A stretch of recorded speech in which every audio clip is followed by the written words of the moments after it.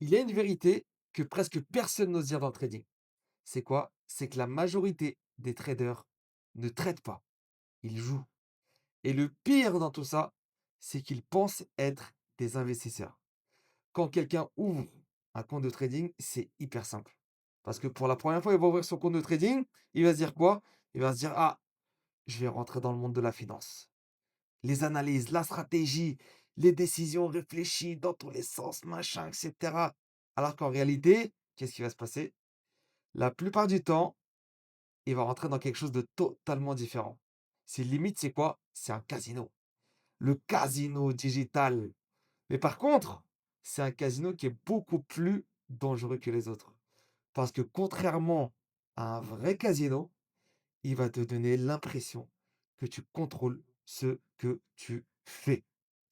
Aujourd'hui, le trading, c'est accessible à tout le monde. Juste un ou deux clics, tu télécharges une application, tu vas ouvrir un compte, tu vas déposer de l'argent et boum, tu vas commencer à trader. C'est instantané. Mais ce qu'il y a peu de personnes qui réalisent, c'est que tout l'environnement du trading qui est conçu comme aujourd'hui, il est là pour te pousser à agir. Pourquoi? Les plateformes, les effets de levier qui sont parfois même jusqu'à un 500e, un millième. Quand tu cliques sur le bouton acheter, vendre, c'est instantané. Les notifs dans tous les sens, les signaux Telegram, ça va dans tous les sens. Et tout ça, c'est fait pour déclencher une chose qui est particulièrement spéciale dans ton cerveau. C'est quoi? C'est la dopamine. Et quand tu vas prendre un trade en impulsif, c'est la dopamine. Ton cerveau, il va pas fonctionner comme celui d'un investisseur. Il va fonctionner comme celui d'un gambler, comme celui d'un joueur. Alors maintenant, je vais te donner 5 signes qui sont très simples. Si tu te reconnais dans plusieurs d'entre eux, alors il y a vraiment de fortes chances que tu n'es pas en train de trader, tu es juste en train d'être un gros gambler. Alors, si, déjà le point numéro un, c'est si tu ouvres ton téléphone, juste tu regardes les graphiques et tu te dis, ah, là, j'ai forcément une opportunité, alors qu'en fait, la plupart du temps, il y a rien du tout. C'est qu'est-ce qui se passe? C'est ton cerveau, il va inventer une opportunité et c'est ce qu'on appelle ça trader par ennui. Et c'est comme ça qu'il y a beaucoup de traders qui commencent.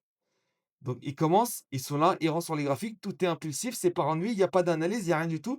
C'est uniquement par ennui. Le deuxième point, c'est que tu as envie de te refaire. Exemple. Tu viens de prendre un trade et là, directement, tu as pris un SL. Qu'est-ce que tu vas faire? Tu vas te reprendre une deuxième position. Et après, une troisième position. Quatrième, cinquième, tu vas enchaîner. Et ça, tu enchaînes les trades, pas parce que c'est ton plan qui te dit de le faire, mais parce que tu as envie de récupérer l'argent que le marché t'a pris. Et ça, c'est exactement le même mécanisme que dans un casino. Dans le vrai casino, machine à sous, tu vas cliquer, il va te prendre ton argent, ça va t'énerver, et encore, et encore, et encore, et tu vas pas t'arrêter. Donc ça, c'est le deuxième point, c'est que tu veux te refaire. Maintenant, parlons du troisième point. Le troisième point, c'est que tu vas augmenter ton risque. Donc, admettons, tu viens de perdre, alors qu'est-ce que tu vas faire? La prochaine position, le prochain trade, tu vas augmenter la taille.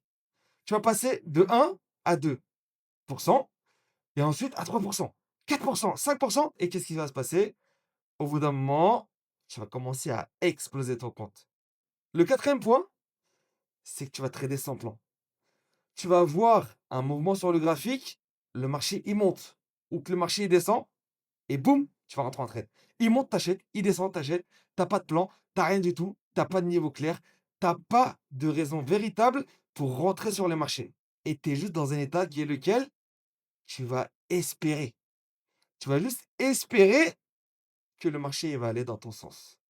Mais espérer, c'est pas une stratégie. Le cinquième point, c'est tes émotions. Quand tu vas gagner un trade, qu'est-ce qui va se passer au fond de toi?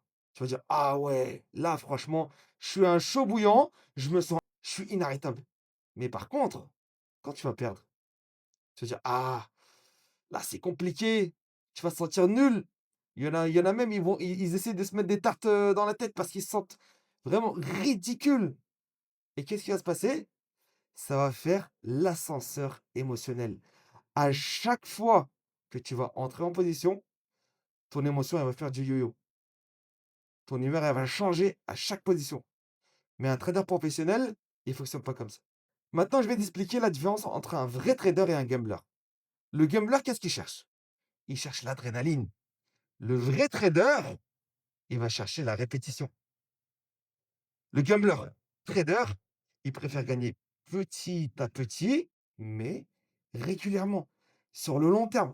Le gambler, qu'est-ce qu'il va faire? Il va dire: «OK, ouais, vas-y, c'est bon. Là, j'espère que ça monte. Allez, vas-y, il faut que ça monte, faut que ça monte, faut que ça monte».